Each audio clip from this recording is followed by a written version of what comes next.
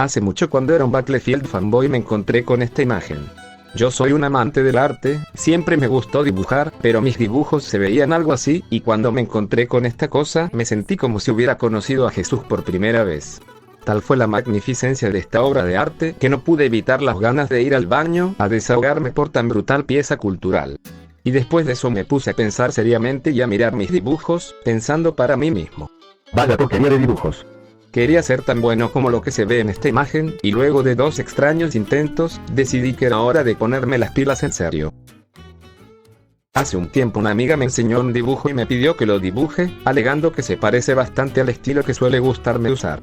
Y así es como empezó mi camino por hacer dibujos de siguiente nivel, preparado para sufrir. Primero que nada, ¿cómo empezar?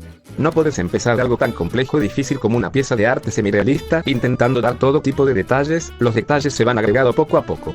Así que lo que hice fue calcar los contornos del dibujo en una capa superior a la base para sacar las líneas guía. En el mundo del arte calcar se considera como algo para mediocres vagos y sin imaginación o talento, pero como este es un remaster, y no un dibujo completamente original, puedo excusarme. Luego de poner todas las líneas guía, empecé a rellenar con colores planos, copiando los colores base del dibujo original. Esta es sin duda la parte de hacer un dibujo semirealista que más odio. Acá hay algo muy importante para aclarar: hacer coloreado base puede parecer tan sencillo como simplemente agarrar la herramienta de bote de pintura y desparramarla por ahí como si fueran caramelos, pero hacer eso va a perjudicar a la calidad del dibujo a largo plazo, ya que hará que se vea con un montón de agujeros feos recontra mil pixelados, tan horrible, que probablemente sería una buena idea para iniciar un nuevo estilo artístico. Todo el proceso de colorear los bordes es manual, hay que hacerlo por cuenta propia, para asegurarse que no está quedando alguna imperfección en el dibujo.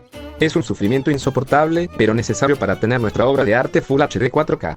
El momento en que experimentas la dopamina de haber terminado con todo el trabajo más sencillo en un plazo de mínimo 3 horas. es en el que se puede empezar a hacer el renderizado, empezar a detallar todas las partes una por una.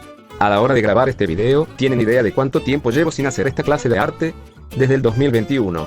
En serio, acabo de reabrir este concepto para este video y el resto del canal, y fue un infierno a la hora de empezar. Cara fue una de las cosas más complicadas de mi vida. Si vemos el cuerpo humano, tiene lo que podríamos llamar polígonos generales, que son los que marcan, por ejemplo, la diferencia entre un humano y un gorila. Al menos esto es lo que yo hago cuando quiero dibujar una cara y salga impecable, o al menos, lo más normal posible. Y la cabeza es una de las extremidades, aunque no sé si la cabeza es una extremidad. Con más polígonos generales en todo el cuerpo, cosa que al comenzar a dibujar a mí me dificultó, distinguir los polígonos de una cara. Esa es la razón por la que me encantaba dibujar anime, porque sus caras son casi que literalmente planas.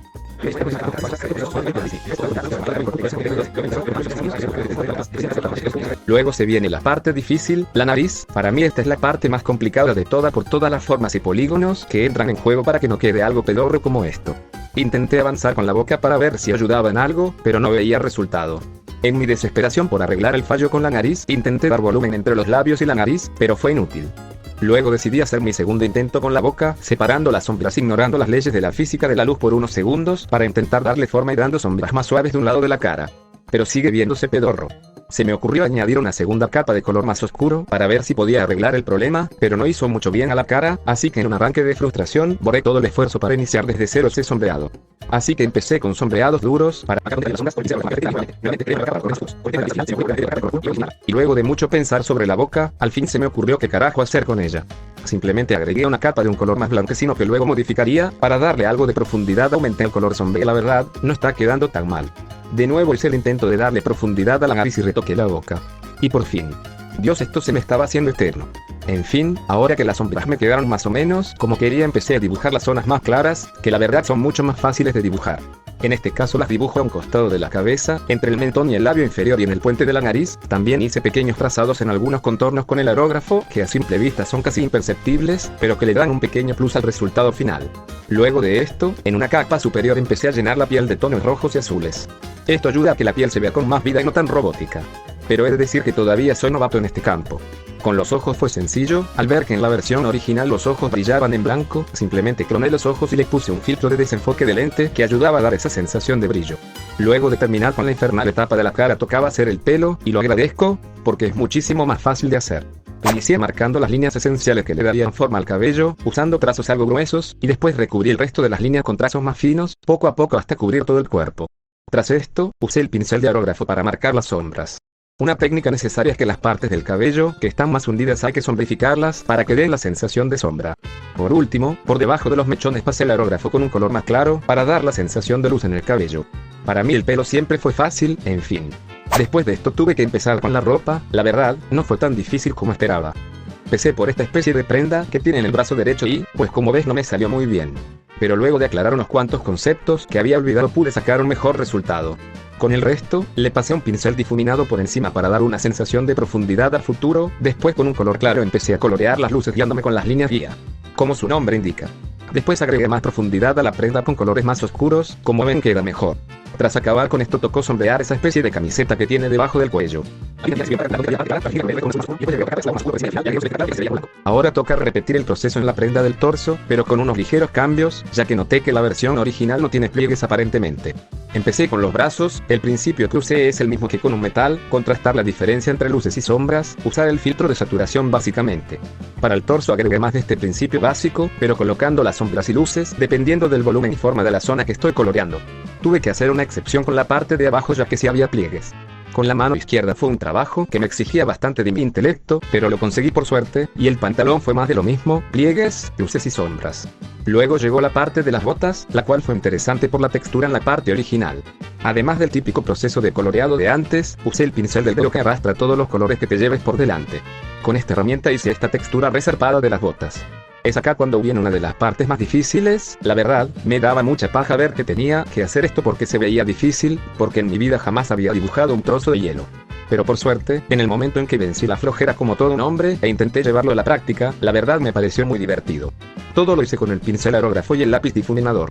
Primero hice este efecto difuminado para hacer el color más interesante, después con el aerógrafo blanco fui coloreando de un blanco azulado todo lo que consideraba que le pagaba la luz y sutilmente agregué azulados más oscuros, además de usar colores muy contrastantes para zonas en las que había cambios bruscos en el volumen del cristal. Repetí este proceso hasta el punto en que consideraba que se veía decente, luego reduje un poco la opacidad y me preparé para el próximo reto del vídeo, el agua. Acá es donde vino mi sufrimiento. Papú, ¿sabes cuántas veces he coloreado agua en mi vida? Ninguna. De posta, esta es mi primera vez. ¿Cómo se suponía debía hacerlo? No tenía la más mínima idea, así que simplemente, con el pincel difuminado empecé a experimentar.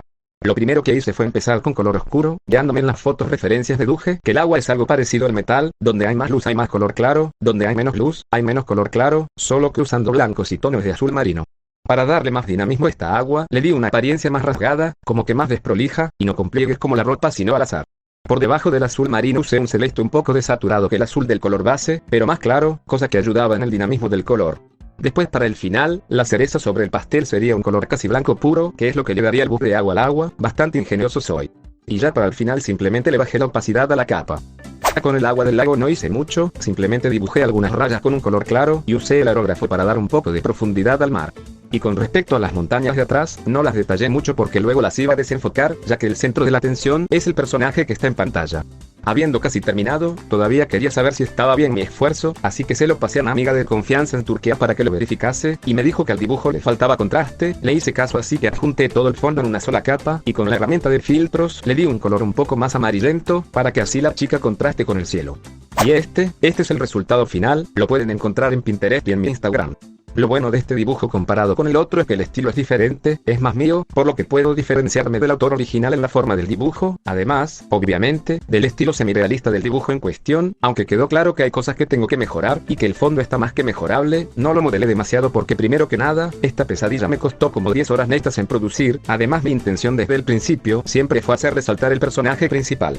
Aunque es probable que en futuros vídeos experimente con los fondos, cosa en la que no soy muy profesional, pero estoy perfectamente dispuesto a torturarme para aprender usando los conocimientos básicos.